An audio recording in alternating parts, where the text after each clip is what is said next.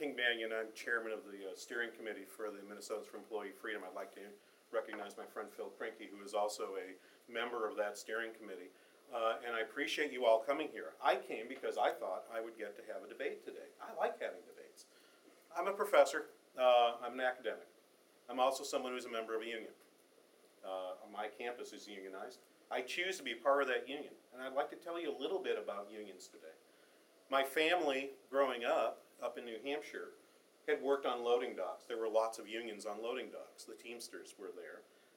My brother was in the Teamsters.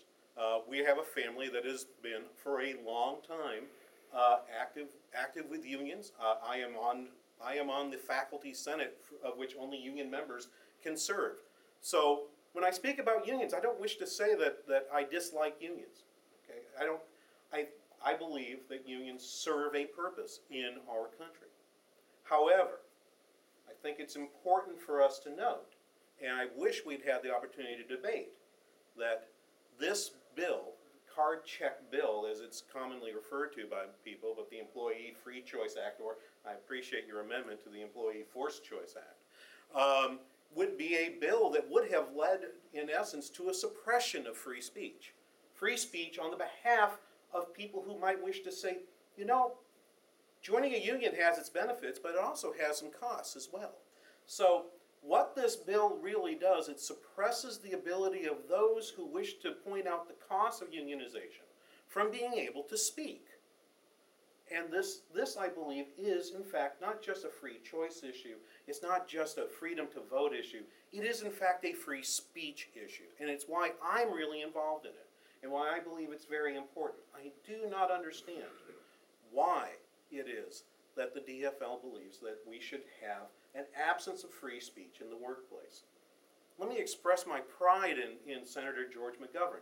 A joke that I have with many friends is the fact that the first thing I did as growing up in New Hampshire was I hung literature on doors for Senator McGovern when he was running for president back in 1972. I was 15 years old. I was kind of happy about being able to do that.